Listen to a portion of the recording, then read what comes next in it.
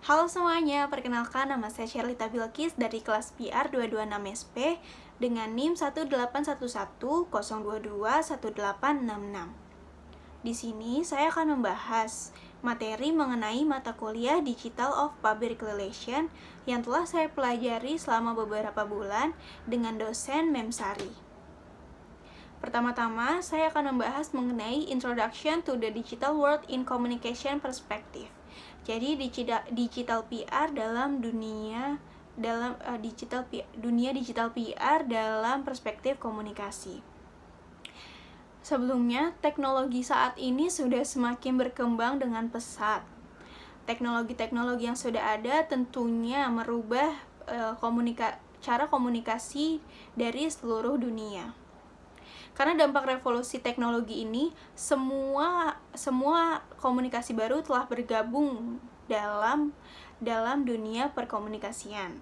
Misalnya, yang dulunya kita hanya menulis surat, lalu hanya menggunakan telepon, sekarang kita bisa menggunakan email, surat elektronik, lalu kita bisa membuat sosial media, ada Instagram, Twitter, YouTube, dan website, seperti itu. Jadi semakin berkembangnya teknologi, semakin berkembang juga cara kita untuk berkomunikasi secara lebih mudah dan secara lebih efektif. The new role of public relation in era 2.0. PR ini memang diharuskan dan dituntut untuk menjaga reputasi dengan tujuan untuk mendapatkan pengertian dan dukungan yang mempengaruhi opini dan perilaku dari publik. PR tidak hanya untuk menjelaskan dan menceritakan bagaimana organisasi kita kepada klien atau kepada publik, tapi PR juga membentuk organisasi dan cara kerjanya. Melalui apa? Melalui komunikasi yang PR dapatkan dari review pelanggan, dari evaluasi, dari cara PR itu research apa maunya pelanggan, apa maunya publik, apa yang sedang ramai dibicarakan oleh publik.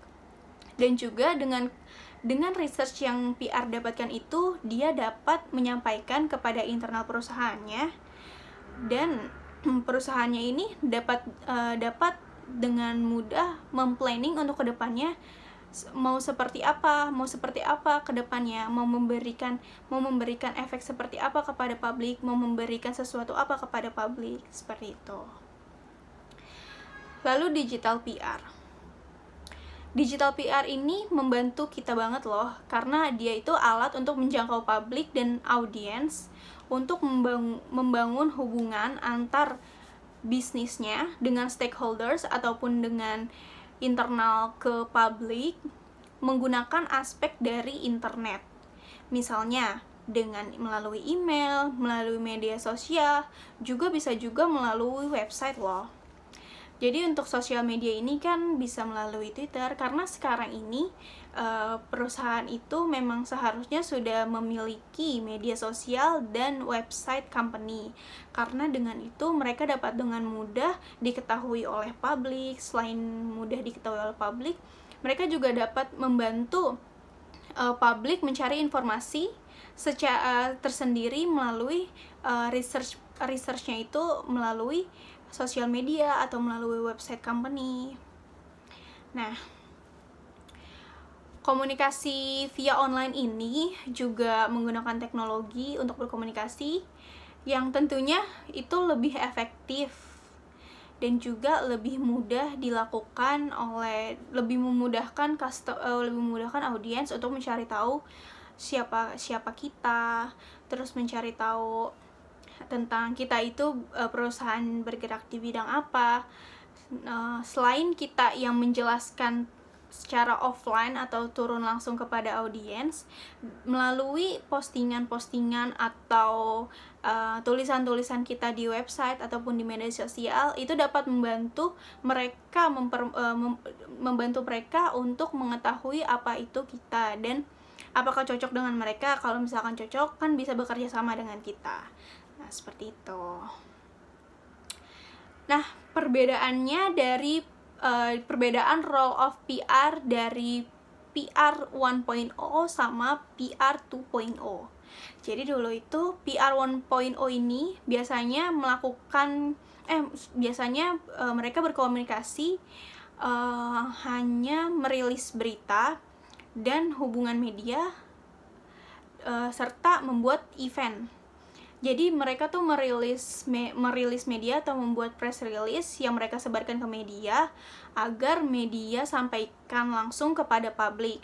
Dan mereka juga harus menjaga hubungan baik dengan media supaya media dapat dengan mudah mau bekerja sama kembali dan mau mempublikasikan apa nih yang ingin kita utarakan kepada masyarakat, apa yang ingin kita kasih tahu kepada masyarakat melalui media tersebut. Terus juga kita buat acara. Kalau di PR 1.0 itu kita buat acara seperti launching produk misalnya. Kita harus buat acara dulu, baru banyak orang yang aware sama kita itu apa, produk barunya kita itu apa.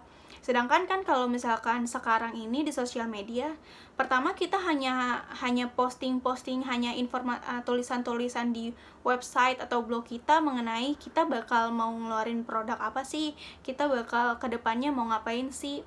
Jadi kalau di 1.0 itu dia selain merilis berita kepada media, dia juga langsung mengadakan event supaya publik mengerti dan paham.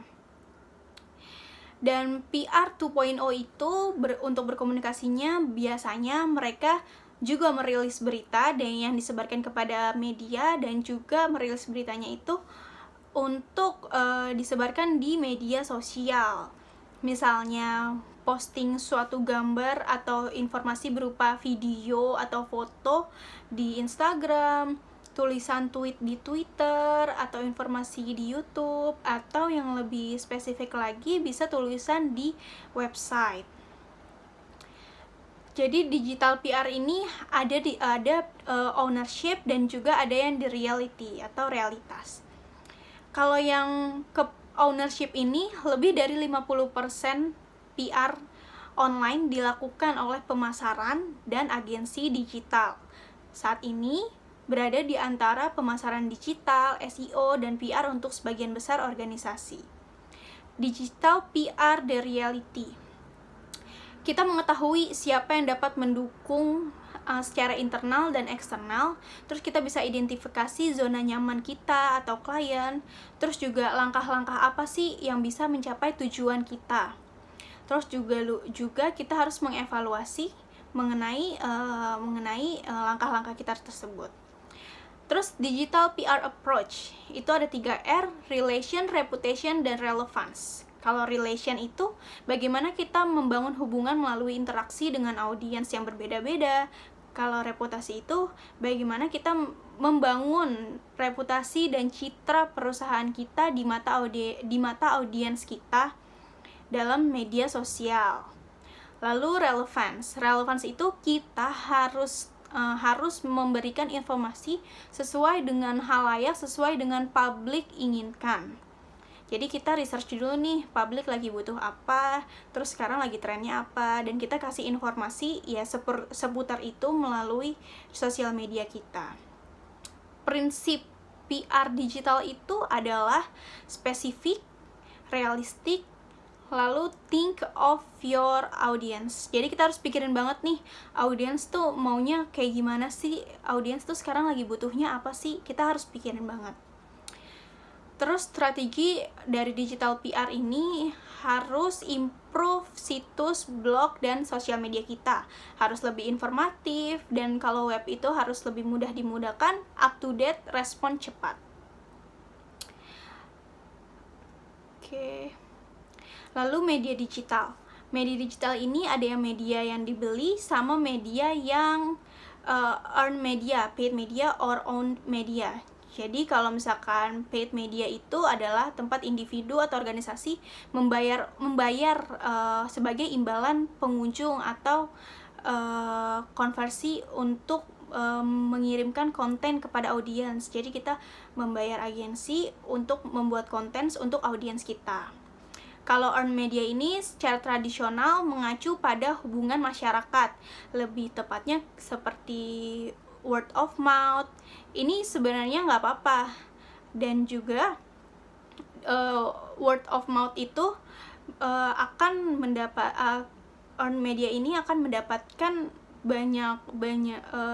namun earned media ini akan mendapatkan sedikit awareness dari masyarakat karena word of mouth ini hanya dari orang terdekat dengan orang terdekatnya lagi. Sedangkan kalau dengan media berbayar ini, paid media ini, kita bisa langsung membayar sesuatu untuk mempublikasikan kita lebih banyak lagi.